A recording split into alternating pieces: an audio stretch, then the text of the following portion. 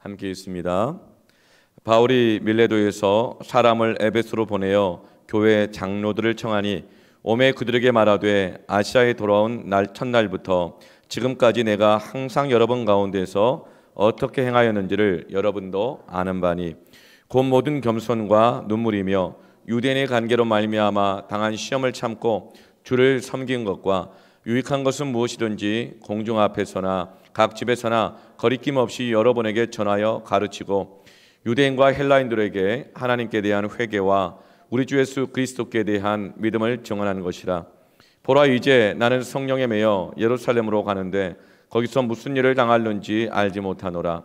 오직 성령이 각 성에서 내게 증언하여 결박과 환난이 나를 기다린다 하시나 내가 달려갈 길과 주 예수께 받은 사명 곧 하나님의 은혜의 복음을 증언한 일을 마치려 하면은 나의 생명조차 조금도 귀한 것으로 여기지 아니하노라. 보라, 내가 여러분 중에 왕래하며 하나님의 나를 전파하였으나 이제는 여러분이 다 내 얼굴을 다시 보지 못할 줄 아노라. 그러므로 오늘 여러분에게 증언하니 모든 사람의 피에 대하여 내가 깨끗하니 이는 내가 꺼리지 않고 하나님의 뜻을 다 여러분에게 전하였습니다. 아멘. 다른 것에 매이기보다도 성령에 매여 달려가기를 축원합니다. 새는 무엇에 매여 날아다니죠? 날개에 매달려서 날개에 매여 날아가죠. 새는 결코 그 날개를 한 번도 짐이라고 말하지 않습니다. 날개는 그에게 능력이 되는 것입니다. 수고하고 무거운 모든 짐에 매여 살아가는 우리들, 하나님 앞에 나아갈 때 그것이 날개로 변화될 것을 믿습니다. 독수리의 날개침과 같이 올라갈 것이요, 성령의 충만함을 받으십시오. 성령의 매임을 받으십시오. 새 힘을 얻을 것입니다. 너무 달려가도 피곤치 않고 곤비하지 않고 달려갈 힘을 얻게 될 줄로 믿습니다. 오늘 사도 바울은 24절에 이렇게 고백합니다. 내가 달려갈 길과. 바울은 자신이 지금 길을 가고 있는데 달려가고 있다고 말합니다. 16절 말씀에 오순절 날에 예루살렘에 이르려고 급히 가밀어라. 오순절 안에 예루살렘에 도달하기 위해서 에베소를 거치지 않고 예루살렘을 향하여 달려갑니다. 저 맨 왼쪽에 고린도 있죠. 그 고린도에서 이제 갱그리아 항구에서 바로 배를 타고 남쪽으로 쭉 가면 오른쪽 끝에 가이사랴까지 가고 가이사랴에서 조금만 걸어 내려가게 되면 예루살렘입니다. 이게 빠른 길이 있었는데도 불구하고 다시 고린도에서 북쪽으로 유럽 쪽으로 위쪽으로 도보로 걸어 올라가서 아시아 쪽으로 건너가서 삥 돌아가서 가는 길을 선택하게 됩니다. 그러면서 드로아를 거쳐서 드로아에서 조금만 밑으로 내려가면 에베소가 있는데 에베소를 거치지 않고 드로아에서 바로 밀레도까지 배를 타고 가고 그리고 가이사랴로 가서 예루살렘으로 가는 길을 선택하고 있습니다. 바울은 지금 서둘러 가고 있습니다. 급히 가고 있습니다. 그래서 에베소를 들리지 않고 건너가고 있습니다. 에베소 교회가 어떤 교회입니까? 사도 바울이 가장 오랫동안 사역을 했던 교회이고 19절 말씀에 겸손과 눈물이며 유대인의 관계로 말미암아 당한 시험을 참고 주를 섬겼던 것입니다. 바울은 에베소에서 가장 오랫동안 사역했을 뿐만 아니라 가장 많은 눈물을 흘렸던 곳이고 가장 많이 겸손해야 했어요. 그리고 유대인들의 관계로 인해서 모함을 당하고 많은 시험을 당했던 것을 참아가면서 사역을 했던 곳이 바로 에베소입니다. 그리고 20절 말씀에 유익한 것이 있다면 에베소 성도들을 향해서 유익한 것이 있다면 공중 앞에서 믿지 않는 자들 앞에서까지도 바울은 복음을 전하고 성도들에게 말씀을 주었고 뿐만 아니라 각 집에 찾아가서 신방하고 줌으로 새가족 신방으로 위로 신방으로 병원 신방으로 찾아가면서 거리낌 없이 여러분에게 전하여 가르치고 정말 에베소 교회 성도들에게 조금이라도 유익이 된다고 한다면 어떤 것도 가리지 않고 어떤 장소도 가리지 않고 하나님의 말씀을 가르치고 전하며 목양했던 교회가 에베소 교회입니다. 그런데 바울은 왜 그렇게 아끼는 그 에베소 교회를 들리지 않고 급하게 이렇게 달려가고 있을까요? 여러분, 첫 번째로 인생에는 두 종류의 사람이 있습니다. 달려가는 데 있어서 두 종류의 사람이 있어요. 그것은 이 욕망으로 달려가는 인생이 있고요, 그리고 또 소망으로 달려가는 인생이 있습니다. 욕망으로 달려가는 인생은 욕망이 커지면 커질수록 더 속도를 냅니다. 눈에 보이는 것을 따라서 눈에 보이는 것을 얻기 위해서 더 속도를 내서 달려갑니다. 욕망의 반대편에는 두려움이 있습니다. 내가 원하는 저것을 내가 얻어야 되는데, 잡아야 되는데 누가 가로채가면 어떡할까? 이 기회 놓치면 어떡할까? 그게 너무 두려운 거예요. 그래서 그 욕망을 향하여서 속도를 내어서 막 달려가는 것이죠. 그 대표적인 사람이 롯입니다. 창세기 13장 9절부터 10절 말씀해 보면 아브라함이 롯에게 이렇게 말합니다. 내 앞에 온 땅이 있지 아니하냐, 나를 떠나가라. 아브라함이 롯에게 왜 이렇게 말을 할까요? 아브라함이 갈대아우를 떠날 때 이 롯은 조카였는데 너무나도 어렸습니다. 그래서 이 아브라함이 함께 조카 롯을 데리고 왔고 업어 키웠고 목축하는 법을 가르쳐주고 경영하는 법도 가르쳐주고, 그리고 하나님이 아브라함에게 주셨던 그 말씀을 전해주고 함께 예배하고 영적으로나 육적으로나 기르고 함께 왔던 사람이 바로 롯이었어요.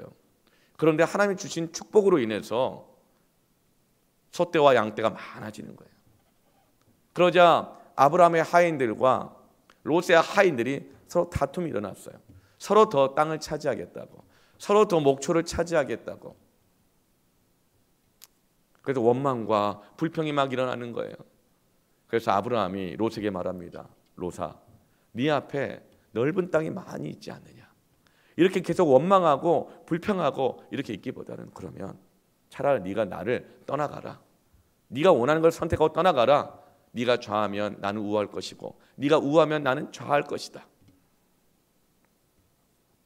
그렇게 말합니다. 그러니 롯이 어떻게 반응을 해요?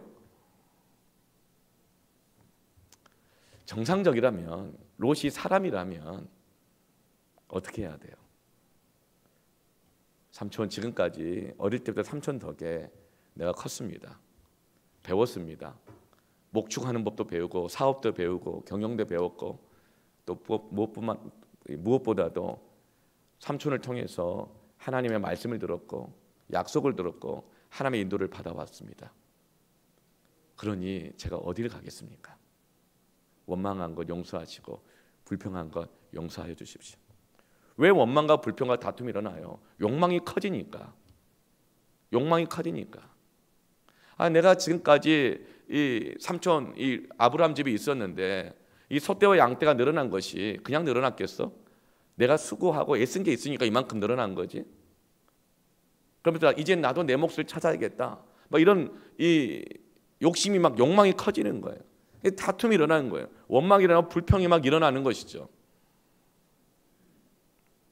만약 롯이 정말 사람이라면 어떻게 해야 돼요?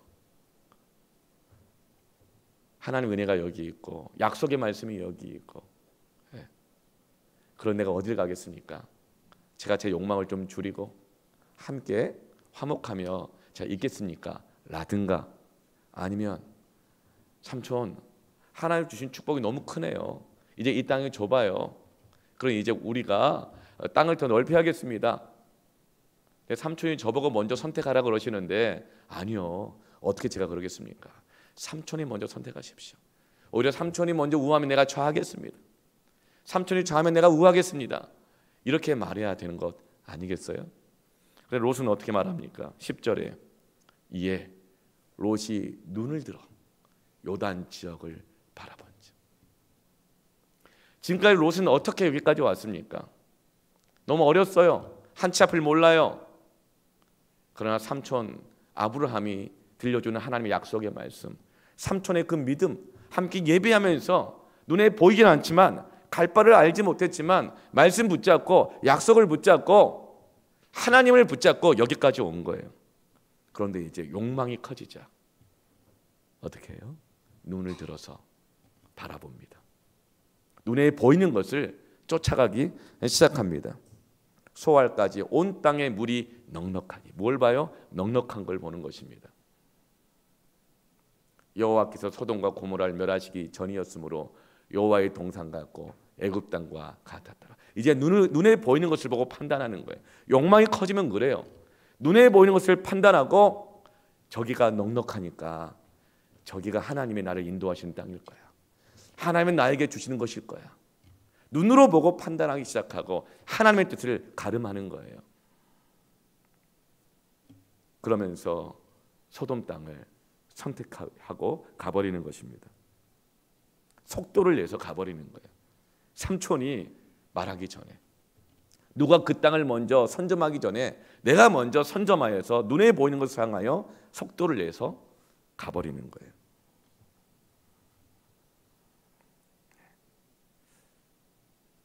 그 롯의 결말은 무엇입니까? 창세기 14장 2절에 소돔에 거주하는 아브라함의 조카 롯도 사로잡고 그 재물까지 노력하여 갔더라. 너무 넉넉한 곳이었는데, 여러분, 넉넉한 곳은 원래 경쟁이 심합니다. 가나안 땅에 욕망이 막 커지자 가나안 땅 안에 국제 전쟁이 일어나는 거예요. 각 나라들이 서로 더 차지하겠다고 갈등이 일어나면서 전쟁의 팬데믹이 가나안 땅을 뒤집어 엎으면서 롯과 그 가족들이 그 가나안 땅의 전쟁에 휘말리게 되는 것입니다. 그러면서 롯이 사로잡혀가고 가족들도 사로잡혀가고 어렵게 쌓아왔던 재물까지도 다 노략당하는 결말을 맞게 되는 것입니다. 여러분, 이것이 바로 욕망을 향하여 달려가는 인생의 특징입니다. 욕망을 향하여 더 속도를 내고 달려가는 사람의 결말인 것입니다. 여러분, 소망으로 달려가는 인생 되기를 바랍니다. 두 번째 사람은 소망으로 달려가는 인생입니다. 바로 아브라함이죠. 아브라함은 눈에 보이는 것을 향하여 달려가지 않습니다. 갈 바를 알지 못했지만 내가 지금 눈으로 딱 보니까 지금 가야 될지 말아야 될지 판단이 안 돼요. 가도 좋을지 안 좋을지, 저게 좋은 땅인지 안 좋은 땅인지 판단이 안 돼요. 그런데 하나님이 약속으로 말씀하셨어요. 그때 그 약속의 말씀을 믿음으로 갈대아 우르를 떠나서 약속의 땅을 향하여 나아가는 것이죠. 지금 당장은 위험해 보이지만, 지금 당장에는 좋을 것이 하나도 없지만, 지금 당장에는 좁고 협착해 보이는 길이지만 하나님 내게 주신 말씀이 이루어질 것, 하나님 내게 주신 그 약속이 이루어질 것을 소망하면서 그 소망을 향하여 달려가는 것입니다. 창세기 13장 17절 18절에 이렇게 롯이 눈에 보이는 욕망을 향하여 소돔 땅으로 떠나버리고 난 다음에 하나님이 아브라함에게 찾아오셔서 말씀하셔요. 너는 일어나라. 왜 하나님이 이렇게 말씀하실까요? 아브라함이 주저앉아 있는 거예요. 낙심한 거예요. 믿음으로 여기까지 왔는데 롯이 정말 그럴 줄 몰랐던 것이죠. 어떻게 그럴 수 있나?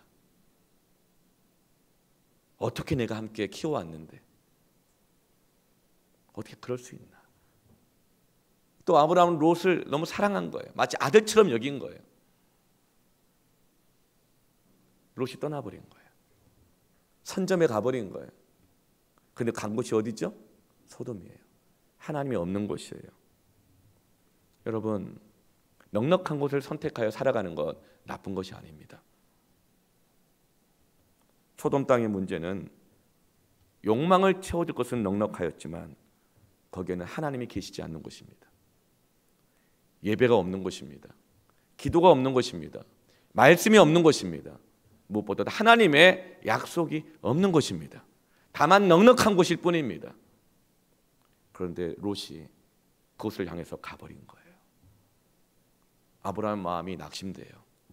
주저앉아 있어요. 힘이 없어요. 배신감, 상처, 서운함, 어떻게 그럴 수 있나? 또 걱정도 되는 거죠. 어떻게 될 건가? 그때 낙심해 있는 아브라함에게 하나님이 찾아오셔서 말씀하셔요. 너는 일어나라. 그 땅을 종과 횡으로 두루 다녀봐라. 내가 그것을 너에게 주리라. 넌 달려가라. 이리저리 다 달려가봐. 그러면 그 안에 내가 너에게 줄 땅이 있다. 아멘. 그렇게 하나님은 아브라함에게 다시금 약속을 주십니다. 소망을 주십니다. 그리고 일어나서 달려가게 하십니다. 그래서 아브라함이 그 약속의 말씀을 붙잡고 일어선 것입니다. 그리고 종과 횡으로 막 달려다니는데 무엇을 향해 달려갑니까? 하나님이 그 주실 그 땅, 소망을 찾기 위해서 소망을 향해서 달려가는 것입니다. 어느 곳이 하나님 내게 주실 땅일까? 하나님이 어느 만큼 내게 주실 땅일까? 소망을 향해 막 달려가는 거예요. 그 다음에 바울이 선택한 땅이 무엇입니까? 18절에 이에 아브라함이 장막을 옮겨 헤브론에 있는 마므레 상수리 숲에 이르러 거주하며 거기서 여호와를 위하여 제단을 쌓았더라. 아브라함이 선택한 땅은 어디예요? 헤브론입니다. 고산지대입니다. 눈으로 바라볼 때는 1000m가 넘는 높은 산입니다. 그러나 그곳으로 장막을 옮깁니다. 그 높은 산을 향하여 힘겹게 올라갔더니 놀랍게 헤브론 위에 넓은 분지가 나타납니다. 평지가 나타나고 비옥한 땅이 나타나고 심지어 거기에 물까지 나옵니다. 그리고 거기에서 여호와를 위하여 제단을 쌓았더라. 아브라함은 눈에 보이는 욕망을 향하여 달려가는 인생이 아니라 하나님의 주신 약속을 향하여 달려가고 하나님 이루실 소망을 향하여 달려갔을 때에 그가 선택한 땅은 예배의 땅인 것입니다. 제단을 쌓았더라. 이런 아브라함의 달려감을 보고 히브리 기자는 이렇게 아브라함의 믿음을 이렇게 말합니다. 히브리서 11장 10절에 이는 그가 하나님이 계획하시고 지으실 터가 있는 성을 바랐습니다. 롯은 눈에 보이는 좋은 것, 나를 넉넉하게 해줄 것, 그것이 이 자신에게 주신 하나님의 인도한 땅일 거라고 생각하고 자신의 욕망을 향하여 달려가 버렸지만 아브라함은 망연자실한 마음 속에서도 하나님의 약속의 마음을 주셨을 때에 달려가라고 하실 때에 그래 하나님이 내게 지금 눈에 보이는 것은 없지만 하나님의 계획하시고 지으실 터가 반드시 있는 그 성이 있을 거야. 나는 거기서 살기를 원해 하고 달려갔던 것입니다. 그것이 바로 헤브론이었습니다. 그래서 아브라함은 그 헤브론에서 예배의 제단을 쌓은 것입니다. 사랑하는 성도 여러분, 장막을 옮겨도 욕망이 아니라 소망을 향하여 옮기시길 축원합니다. 이사를 하여도 재테크를 하여도 욕망 때문에 하지 말고 하나님이 주실 것이 있을 거야. 나는 하나님이 주시는 그 땅에서 살 거야. 거기서 예배하며 살 거야. 하나님이 이루어지는 약속을 보며 살기를 원해.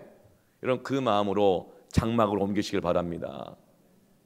소망을 향하여 달려가시길 축원합니다. 아무리 눈에 보기에 좋은 것이 없어도 부족한 것 투성이어도 하나님의 말씀이 있고 예배가 있는 것은 소망입니다. 아멘. 믿는 사람은, 소망의 사람은 좁은 집에서는 살아도 약속이 없는 곳에서는 못 삽니다. 예배가 없는 곳에서는 못 삽니다. 하나님의 말씀이 없이는 못 사는 것입니다. 그러나 욕망의 사람은 예배는 잘 못 드려도 넓어야 삽니다. 그러나 욕망을 향해 달려가는 사람은 기도가 없고 말씀이 없어도 주의 뜻을 이루는 삶이 없어도 그냥 넓어야 삽니다. 넉넉해야 삽니다. 그래서 조금만 부족하면 원망하고 불평합니다. 사랑하는 성도 여러분, 소망을 향하여 달려가는 인생 되기를 축원합니다.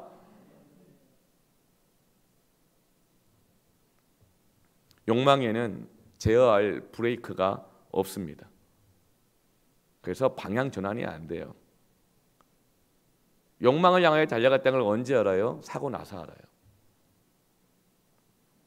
야고보서 1장 15절에 욕심이 잉태한 즉 죄를 낳고 죄가 장성한 즉 사망을 낳느니라. 그러나 복 있는 사람은 어때요? 시편 1편 1절부터 3절에 복 있는 사람은 악인들의 길을 따르지 아니하며 죄인들의 길에 서지 아니하며 오만한 자들의 자리에 앉지 아니하고 2절부터 같이 읽읍시다. 오직 여호와의 율법을 즐거워하여 그의 율법을 주야로 묵상하는도다.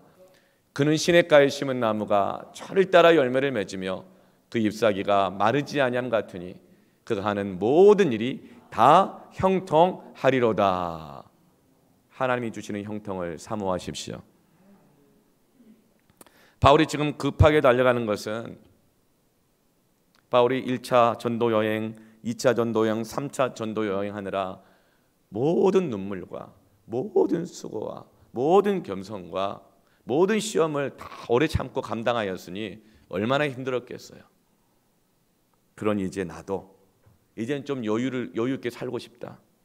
나도 이제 세상 사람들처럼 좀 욕망을 채우고 살아도 되지 않겠는가?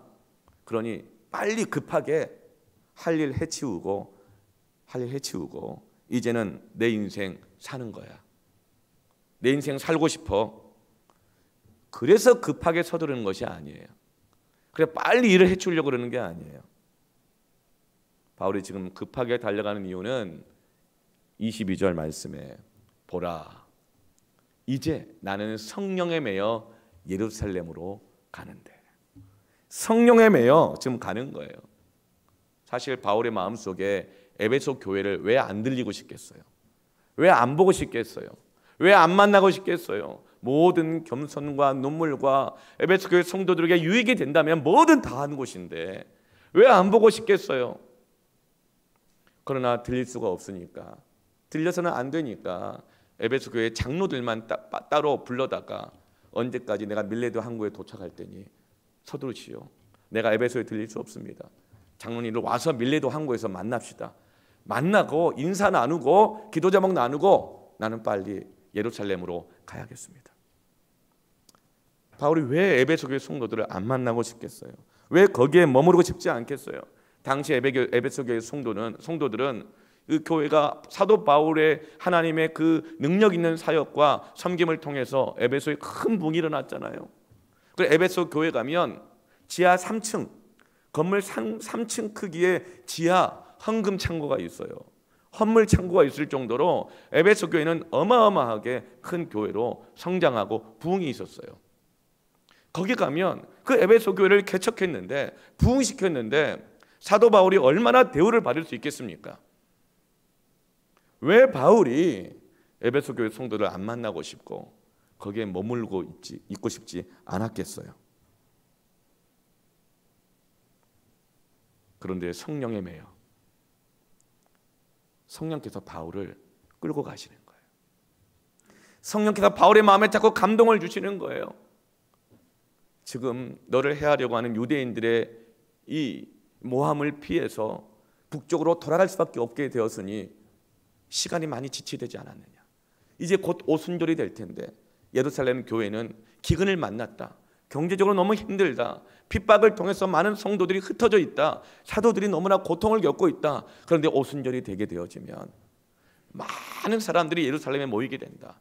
그중에는 과부도 있고 고아도 있고 객도 있고 복음을 들어야 될 사람들이 많이 있다. 그리고 오순절 행사를 하기 위해서는 물질이 필요하지 않겠냐. 근데 지금 예루살렘 교회는 전에 없는 기근을 만나 너무 어려운 가운데 있는데 너무 지금 지체되어 있다. 오순절이 다가오고 있다. 성령께서 사도 바울 안에 예루살렘 교회를 향한 하나님의 긍휼한 마음을 계속 부어주시면서 에베소를 못 들리게 하시는 거예요. 급하게 바로 가게 하시는 것이죠. 그렇게 바울은 성령에 매여 에베소를 들리지 않고 예루살렘을 향하여 달려가게 하시는 것입니다. 사랑하는 성도 여러분, 성령에 매여 달려가기를 축원합니다. 성령님이 우리 인생의 속도를 조절하시기를 축원합니다. 내 욕망이 조절하는 것이 아니라, 내 뜻이 조절하는 것이 아니라 성령께서 우리 인생의 완급을 조절하기를 축원합니다. 둘째로 생명과 바꿀 수 있는 소망의 사람 되기를 축복합니다. 사랑하는 성도 여러분, 여러분을 하여금 지금 달려가게 할 소망이 무엇입니까? 여러분을 지금 이렇게 열심히 살아가게 하고 달려가게 하는 소망이 무엇이에요?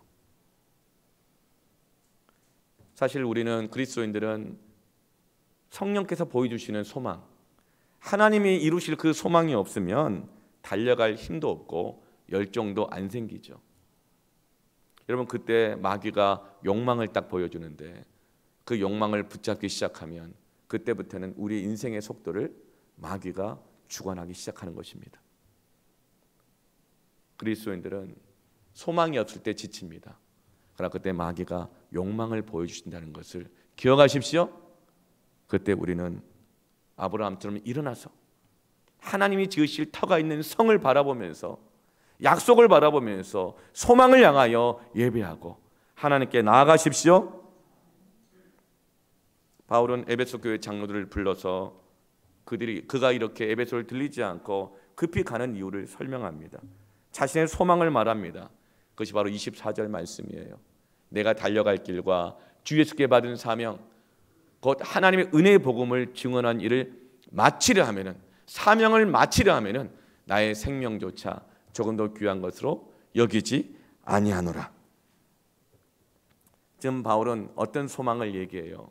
내가 가지고 있는 소망은 곧 사명을 마치는 것이다.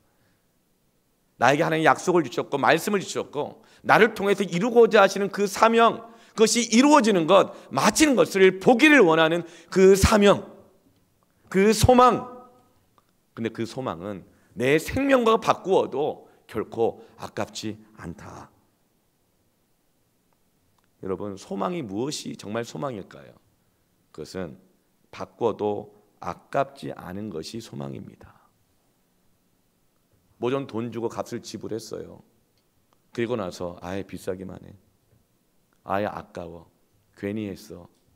그런 것은 욕망이었지 소망이 아닌 거예요. 욕망 때문에 선택한 거예요. 근데 그것이 내 욕망과 안 맞는 거죠. 그러니까 막 아까워하는 거예요. 여러분, 하나님 우리에게 주신 돈, 건강, 체력, 여러 가지 기회들, 시간들, 성령이 들려주신 말씀, 성령을 통해서 주신 그 비전, 그 사명, 그 소망과 바꾸시기를 축원합니다.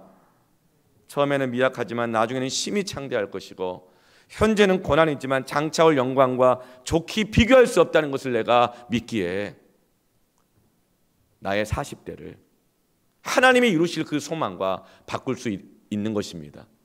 아까워하지 않는 것입니다. 나의 50대를 바꿀 수 있는 것입니다. 나의 노후를 바꿀 수 있는 것입니다. 하나님, 나의 50대에 하나님이 이루실 그 소망이 이루어지는 것을 보기를 원합니다. 하나님 나에게 직분을 주시고 맡겨주셨을 때 나를 통해서 이루기를 원하는 그 일, 그 소망을, 그 일을 마치기를 원합니다. 그러기 위해서 나의 40대를, 나의 50대를, 나의 30대를, 우리 청소년들은 나의 10대를 드리는 것을 아까워하지 않는 것, 그것이 바로 소망인 것입니다. 하고 나서 아까워하는 것은 욕망이었던 것이죠. 여러분, 우리가 욕망을 향하여 달려가지 말고 소망을 향하여 달려가기를 축원합니다. 저를 지금 사로잡고 있는 것은 에베소의 부흥이에요. 느헤미야의 기도에서 이 바울의 기도까지, 하나님이 나라를 잃어버리고 성전도 잃어버리고 예배도 잃어버렸던 이스라엘 백성들을 불쌍히 여기셔서 수상궁에서 아무 문제 없이 잘 살고 있었던 느헤미야에게 성령이 임합니다. 성령에 매이게 합니다. 그날로 느헤미야는 자기가 살고 있는 편안한 자리가 편안하지 않는 거예요. 견딜 수 없는 거예요. 하나님께서 그 백성들 다시 돌이키셔서 예루살렘 회파된 성벽을 재건하시고 하게 하시고 중단된 성전의 기능, 예배가 다시금 시작되게 하시는 그 하나님의 마음과 계획을 느헤미야에게 부어주시면서 수일을 금식하며 기도하다가 뜻을 정하여 왕 앞에 나아가 하나님이 주신 자신의 소망을 이야기합니다. 그때 하나님이 놀랍게 역사하셔서 느헤미야로 하여금 이스라엘 백성들과 함께 돌아가게 하시고 그 고토에서, 예루살렘에서 무너진 성벽을 단 53일 만에 각 구간을 이스라엘의 모든 집안 사람들이 맡아 일시에 함께 달려들어 53일 만에 성벽을 재건하게 하시고, 그리고 중단되었던 성전의 기능을 회복하게 하십니다. 제가 21주 작전 기도회 동안에 정말 이 비전과 소망에 완전히 사로잡혔었어요. 그렇게 사로잡히니까 여러분이 뭐라고 하더라도 금영성 집회 때 설교만 거의 1시간 반씩 했잖아요. 그렇죠? 통성기도 40분 하고, 그리고 개인기도 또 시키고 막. 누가 막 뭐라 그래도 성령께 매여서 끌려가는 것입니다. 설교의 길이, 기도의 길이, 열정, 내가 조절하는 것이 아니라, 내 욕망이, 편안함이 조절하는 것이 아니라 성령에 매여 달려가기를 축원합니다. 그래서 성도들 안에 기도의 성벽이 회복되는 거예요. 기도가 막 회복되는 거예요. 지금 금영성 집회 때 얼마나 말씀을 달게 듣고, 여전히 설교는 막 1시간 반씩이어도, 기도는 1시간씩이어도 달게 듣고, 기도가 뜨겁고 방언이 터지고 치유를 받고 하나님의 뜻대로 살겠다고 회개하고 고백하고 결단하는 일들이 불같이 일어나고 있는 줄로 믿으시기 바랍니다. 하나님께서 그 느헤미야의 기도를 이제는 바울의 기도까지 이어가게 하시면서, 에베소의 부흥을 보게 하시면서, 에베소의 부흥이 나의 부흥이 되고, 에베소의 부흥이 우리 교회의 부흥이 되고, 에베소의 부흥이 여러분 각 가정의 부흥이 되기를 축원합니다. 이 성령에 매이고, 이 소망에 매이고, 이 열정이 저를 사로잡고 있는 것입니다. 그래서 에베소의 부흥이 일어났던 것처럼 말씀이 말로만 전해지는 것이 아니라 주의 말씀이 힘이 있어 흥왕하여 세력을 얻을 때, 어디까지 얻어요? 병든 자에게 손을 얹은즉 낫게 되어주고, 바울의 앞치마와 손수건만 가져다 놓아도 비대면의 역사가, 치유 역사가 일어나게 되어지고, 더러운 귀신 내어 쫓김을 받게 되어지며 모든 억눌린 것부터 자유와 참된 해방과 평안을 얻게 되어지는 놀라운 실제적인 하나님 나라의 통치, 그 역사, 에베소의 부흥이 일어난 것입니다. 그 부흥을 사모합니다. 그래서 에베소 교회가 그 부흥 이후에 소아시아의 초대교회 7교회의 중심되는 교회가 되면서 7교회를 개척하고 세계 선교를 감당하는 하나님의 소망이 이루어지는 교회가 된 것이죠. 저는 이 소망을 사모합니다. 이 소망을 향해서 달려가기를 원합니다. 그래서 복음의 빛 동산교회가 마지막 고통하는 이때에 수많은 자녀들을 살려내고 돌아오게 하고, 가정마다 영적인 치유와 회복뿐만 아니라 물질적인 치유와 회복, 육체적인 치유와 회복까지 일어나게 되어지며, 그것을 통해서 나를 살리고 나의 가정을 살리고 이 사회를 살리는 것은 살아계신 하나님이시구나, 하나님께만 소망이 있구나, 이것을 알게 되어지고 하나님 앞에 영과 진리로 예배하는 에베소의 부흥이 우리의 부흥 되기를 축원합니다. 여러분의 가정의 부흥 되기를 축원합니다. 그래서 우리 교회가 이 사회를 살리고 이 지역을 살리고 영혼을 구원하며 세계 선교를 감당하는 마지막 때 하나님의 그 거룩한 비전을 이루어내는 교회가 되기를 축원합니다. 이 사명을 마치려 하면은 나의 생명조차 조금도 귀한 것으로 여기지 아니하노라. 바울의 고백이 나의 고백 되기를 원하고, 이 바울의 고백이 여러분의 고백 되기를 축원합니다. 바꿀 수 있어야 소망입니다. 바꿀 수 있어야 비전입니다. 바꿀 수 있어야 사명입니다. 바꿀 수 없다면 그것은 사명이 아닙니다. 바꿀 수 없다면 그건 소망이 아닙니다. 욕망이었습니다. 하나님에게 직분을 주시고 사명을 주시고 기도의 제목을 주시고 비전을 주셨는데 바꾸는 것을 아까워한다면 여전히 나는 욕망을 향하여서 달려가고 있는 인생인 것이죠. 오늘 이 밤에, 오늘 이 시간에 여러분 소망과 바꾸시기를 축원합니다. 왜 못 바꿔요? 아깝기 때문에. 아깝기 때문에 못 바꾸는 거예요. 내가 채워야 될 욕망이 더 큰 거예요. 그 욕망을 잃어버릴까 봐 두려운 거예요. 그래서 하나님께 드리는 것, 시간이든지 물질이든지 몸이든지 뭐든 간에 못 바꾸는 거예요. 아까워서. 오늘 시간에 바꾸기를 축원합니다. 바꾸기를 축원합니다. 그런데 여러분, 왜 우리가 담대하게 바꿀 수 있는가? 소망은 바꿀 수 있는 것이라 그랬죠. 바꾸는 것이 가치가 있는 것일 수있을수록 그 소망은 진짜 가치 있는 소망인 거예요. 여러분, 나는 나의 소망을 많이 생각하지만 하나님의 소망 생각해 보셨어요? 하나님의 소망은 무엇일까요? 하나님의 소망은 여러분입니다. 따라해 볼까요? 하나님의 소망은 나입니다. 왜요? 하나님 여러분 한 사람을 구원하시기 위해서 하나밖에 없는 독생자 예수 그리스도를 십자가에 죽기까지 아까워하지 않으시고 우리의 영생과 우리에게 주실 복과 그 아들을 바꾸신 것입니다. 여러분은 하나님의 소망인 것입니다. 여러분이 하나님의 소망인데 어찌 여러분의 인생이 망하도록 하나님이 내버려 두시겠습니까? 바울이 에베소 교회를 향해서 가리지 않고 유익이 되는 것은 모든 걸 다 쏟아부었는데 우리가 하나님의 소망인데 어찌 하나님께서 우리에게 모든 것을 풍성하게 주시지 않겠습니까? 어찌 하나님은 우리의 인생이 망하도록 내버려 두시겠습니까? 여러분 두려워하지 마시고 참된 하나님 소망, 참된 소망이신 하나님께 나아가시기를 축원합니다.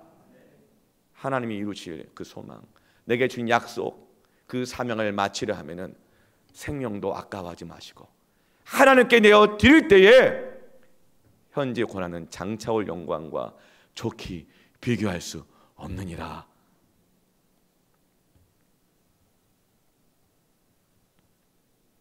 하나님께서는 우리가 소망이기 때문에 우리에게 모든 걸 다 주시면서도 결코 아까워하지 않으세요. 심지어 우리가 죄를 지어도 괜히 내 아들 희생했다 이러지 않으셔요. 심지어 우리가 엉망으로 살아도 그 취소하지 않으셔요. 왜죠? 하나님은 우리에게 완전히 사로잡혀 계셔요. 우리가 하나님의 완전한 소망이에요. 소망은 사랑의 대상이 있는 것입니다. 우리는 성령에 매일 때, 성령에 사로잡힐 때 정말 사랑하게 되고 그 사랑의 대상을 소망하게 되는 거예요. 성령께서 우리에게 하나님이 갖고 계시는 소망을 알게 하시고 하나님의 마음을 알게 하실 때에, 하나님의 우리를 향한 그 계획을 알게 하실 때에 우리는 사랑하지 않을 수가 없게 되어지고 소망하지 않을 수가 없게 되어지고 달려가지 않을 수 없게 될 것입니다. 여러분 성령을 사모하십시오. 성령에 매이십시오. 하나님의 약속의 말씀을 사모하십시오. 그리고 하나님이 약속하신 그 말씀이 이루어지기를 사모하시길 바랍니다. 세 번째로 성령에 매여 소망을 이루는 인생 되시기를 축복합니다. 바울이 지금 성령에 매여 소망을 이루기 위해서 달려가긴 하는데요, 바울의 마음 안에는 두려움이 없겠습니까? 갈등이 없겠습니까? 그래서 바울은 에베소 교회 장로들을 만나면서 자신 안에 있는 두려움과 갈등을 이렇게 얘기합니다. 22절에 보라, 이제 나는 성령에 매여 예루살렘으로 가는데 거기에서 무슨 일을 당할는지 알지 못하노라. 그러니까 바울은 하나님이 넌 빨리 예루살렘으로 가야 된다는 하나님의 계획, 그 마음, 그것은 보여주셨는데 가서는 어떤 일을 당할지는 하나님이 바울에게 말 안 해주신 거예요. 그래서 가긴 가는데 자꾸 인간적인 마음에 어떤 일이 일어날지 몰라. 이 두려움과 갈등이 생기는 거예요. 뿐만 아니라 23절 말씀에 오직 성령이 각 성에서 내게 증언하여 결박과 환난이 나를 기다린다 하시나. 그렇지 않아도 내 안에 무슨 일이 일어날지 몰라서 두려움도 있고 갈등이 있는데 가는 곳곳마다 각 성에서 사람들이, 기도 좀 한다는 사람들이 성령께서 말씀하셨다고 하면서 너 예루살렘 가면 결박을 당할 거야, 환난이 너를 기다릴 거야, 이런 이야기를 자꾸만 하는 거예요. 심지어는 사도행전 21장 보면 가이사랴 성에 갔더니 성령 충만한 아가보라고 하는 선지자가 막 눈으로 보여줘요. 바울의 허리띠를 가져다가 자기 손을 막 결박을 하면서 묶으면서 너 이렇게 예루살렘 가면 끌려갈 거야, 잡혀갈 거야, 이렇게 예언을 하는 거예요. 선지자까지. 여러분이라면 이런 말을 들었을 때 어떻게 해야 할까요? 이런 두려움과 갈등이 있을 때 어떻게 하겠습니까? 우리는 신앙생활을 하다 보면, 약속을 향하여 달려가다 보면 이런 질문에 부딪힐 때가 있습니다. 가야 하나 말아야 하나.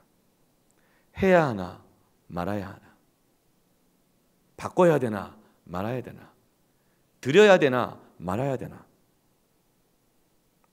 이런 갈등을 할 때마다 주변 사람들이 막 말을 하는 거예요. 너 그렇게 하면 힘들 거야, 고난당할 거야, 손해볼 거야, 잡혀갈 거야, 끌려갈 거야, 어려움 겪을 거야. 그런데 자꾸 하나님은 나에게 사명을 주셨고 성령께서는 말씀하시는 거예요. 가야 될까 말아야 될까. 그때 여러분은 어떻게 하겠습니까?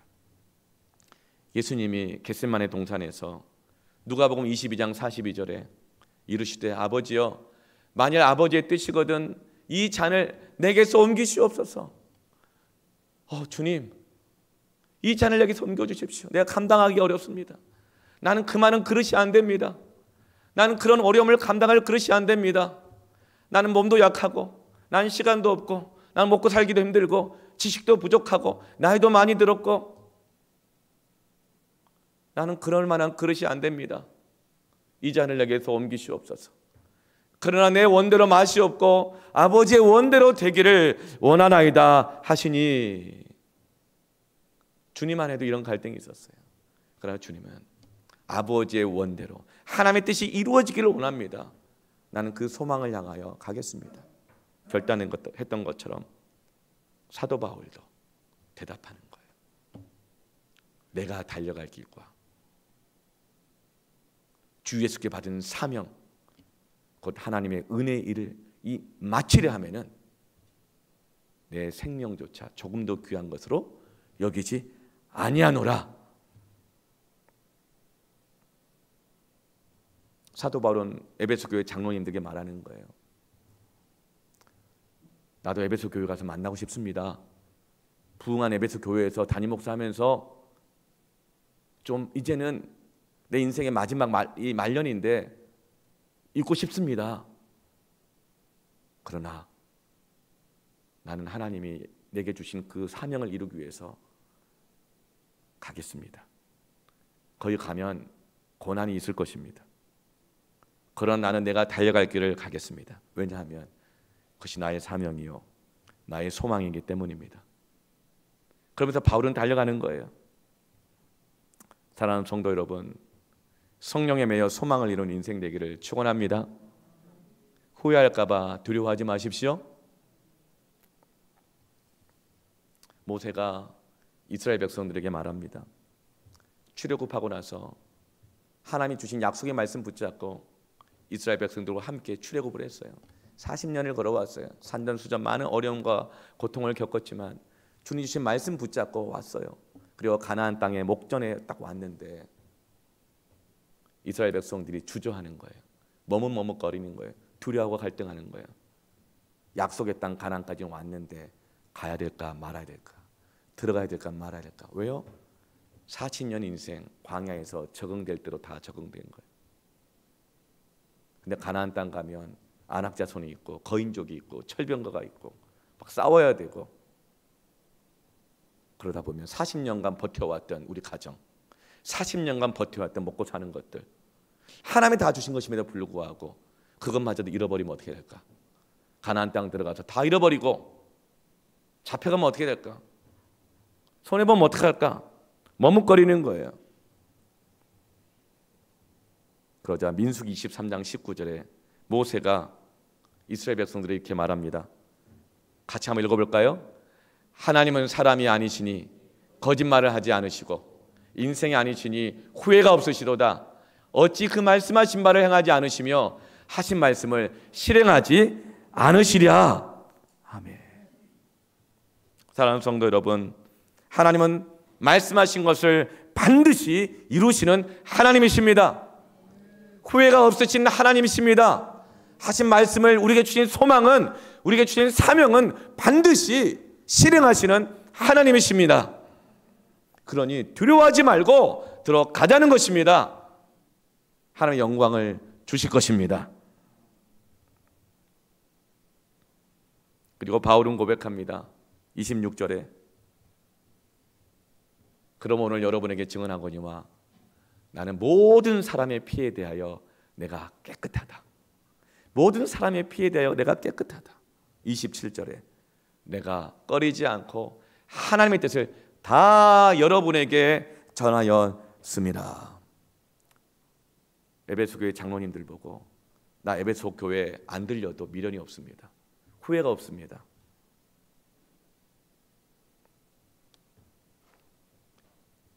여러분, 그런 욕망을 향해 달려가는 사람들은요 늘 후회합니다. 미련이 있습니다. 그 욕망, 그 원하는 것 잃어버릴까 봐 막 달려갔단 말이죠. 그런데 하나님께서 쭉정이 같은 그 욕망을 훅 불어 날아가 버리게 하실 때 후회합니다. 그때 그거 하나님께 드릴 걸, 그때 그렇게 살 걸, 그때 참 소망을 붙들 걸 후회합니다. 미련이 남습니다. 바울은 지금 후회와 미련이 없다고 말해요. 왜요? 모든 사람의 피에 대하여 내가 깨끗하다. 왜냐하면 나는 거리낌 없이 복음을 다 전했기 때문이다. 나의 사명을 다 감당했기 때문입니다. 여러분의 자녀에게 후회와 미련이 없기를 축원합니다. 우리의 가족에게 후회와 미련이 없기를 축원합니다. 내게 주어진 인생에 대하여, 하나님 내게 주신 사명에 대하여 후회와 거리낌이 없기를, 미련이 없기를 축원합니다. 미련은 없는 인생, 후회가 없는 인생으로 하나님은 우리를 이끌어 가시기 위해서 성령에 매여 달려가게 하시는 것입니다. 어디를 향해서요? 소망을 향하여서. 사랑하는 성도 여러분, 오늘 욕망을 향하여 달려가지 말고 소망을 향하여 성령에 매여 달려가는 인생 되기를 주님의 이름으로 축원합니다. 아멘. 우리 함께 찬양하겠습니다.